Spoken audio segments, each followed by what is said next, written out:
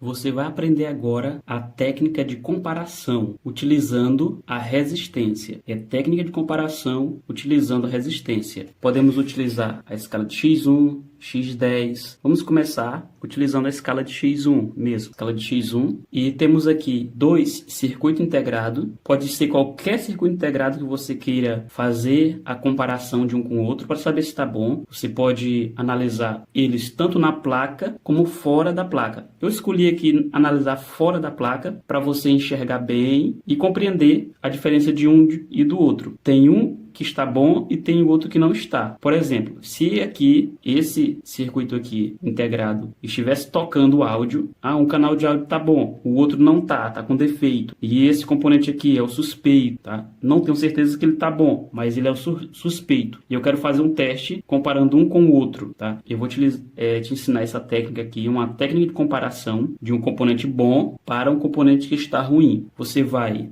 fazer o mesmo teste dos pinos, utilizando aqui o seu multímetro, testando aqui qualquer um desses pinos aqui, tá?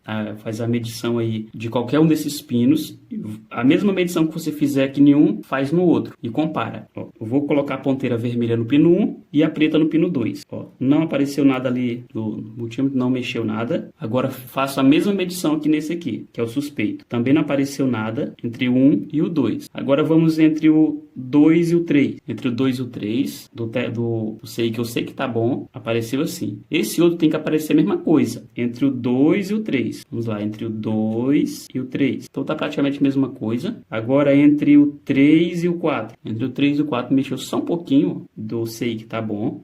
Terminal 3 e o terminal 4. Agora vamos comparar com esse aqui, entre o terminal 3 e o terminal 4. Ó, já deu uma diferença. Então isso aqui já seria motivo para eu tirar esse componente e colocar um novo no lugar, porque esse aqui já deu diferente do outro, indicando que tem uma alteração nele. Ele não está funcionando corretamente. Com essa técnica de comparação, você vai estar encontrando defeito nos aparelhos eletrônicos, seja módulo automotivo, seja mini system, seja amplificador de potência, na parte que tem os pré-amplificadores. Pode testar os pré-amplificadores dessa forma também. Ó. Olha aqui, agora vou entre o terminal 4 e o 5. Mexeu só um pouco entre o 4 e o 5. E agora vamos medir aqui entre o 4 e o 5. A resistência deu um pouquinho menor ali, o número ficou um pouquinho mais para a direita. Deu também uma alteração. Ó. Você pode fazer esse mesmo teste aqui lá no IRS 2092, comparar um IRS 2092 com outro IRS. Pode ser o IRS 2010, de amplificadores classe D. Você pode estar fazendo esse teste aqui em diversos circuitos integrados, comparando o que está bom com o que está ruim. O que você tem certeza que está bom com o que você está com dúvida se está bom ou não. Essa é a técnica de comparação utilizando a resistência. Técnica de comparação utilizando agora a tensão elétrica. Tensão em volts. Utilizando aqui o multímetro na escala de tensão correspondente e aproximada da minha fonte de alimentação, que nesse caso aqui é 5 volts. Está entrando 5 volts aqui nesse circuito. Você não precisa entender como esse circuito aqui nesse momento está funcionando, tá? Porque isso aqui é só um exemplo. Pode servir para qualquer circuito que você tem aí, tá? Serve para qualquer circuito. E eu estou jogando 5 volts aqui nos dois CI via resistor, tá? Tem aqui resistor de 100R. Cada resistor desse está mandando 5 volts para cada um deles. E eu estou utilizando aqui a escala de 20 volts. Em alguns casos você vai precisar utilizar 200 volts se a tua alimentação for mais alta do que 20. Como eu estou usando aqui 5 volts nesse circuito, eu vou utilizar a escala aqui de 20 volts DC. A ponteira preta do meu multímetro vai aqui no menos, ou seja, no GND, no terra do circuito, no aterramento. E nós vamos usar a técnica de comparação de tensão. Vamos aqui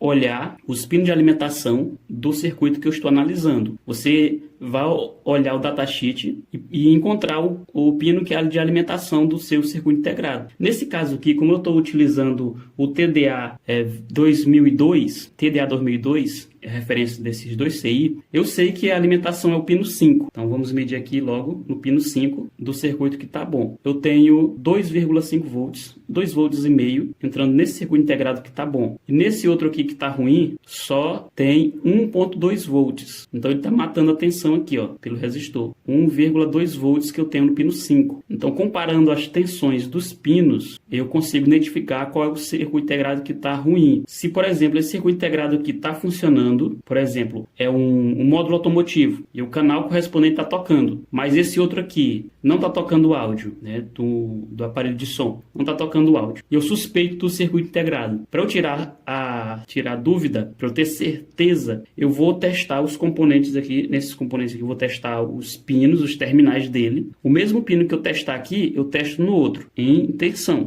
elétrica. Vamos lá, pino 5. Então eu espero ter 2,5 volts também nesse circuito aqui no pino 5. Vamos ver? Não tem 2,5 volts, tem menos. Então já é algo anormal que está nesse circuito. Se o circuito é o mesmo, é um circuito repetido, tinha que ter a mesma tensão, tanto em um como no outro, porque eles deviam receber aqui os 5 volts, 5 volts. Vou até aumentar a minha fonte ali, minha fonte de alimentação. Vamos aumentar aqui minha fonte de alimentação para chegar em 5 certinho. Passou um pouquinho, opa, um pouquinho difícil ajustar isso. Vamos lá, pronto. 5 volts, opa, ainda não foi aí. Tem os 5 volts entrando no circuito, tem os 5 volts. E o pino 5 do CI, desse circuito que tá bom, que eu tenho certeza que tá bom, porque ele tá tocando áudio, tá prestando, tá funcionando. Lá no pino 5 tem 2.6, pronto, 2.6. E nesse aqui, no pino 5, nós temos 1.3. Então isso aqui é algo para você suspeitar. Você pode conferir também os outros pinos, os terminais, ó, como o pino 2, tem 0,5. Aí eu venho aqui nesse outro também aqui no pino 2 e vejo 0,1. Vejo aqui no pino 4, vou ver aqui o pino 4, tem 0,9, né? Praticamente 1 volt aqui. E vamos ver aqui no pino 4 desse aqui, só tem 0,2. Então, comparando as tensões de um para o outro, se o circuito é o mesmo, o circuito é repetido, deveria ter a mesma tensão de um para o outro. Então, assim, nós podemos fazer um diagnóstico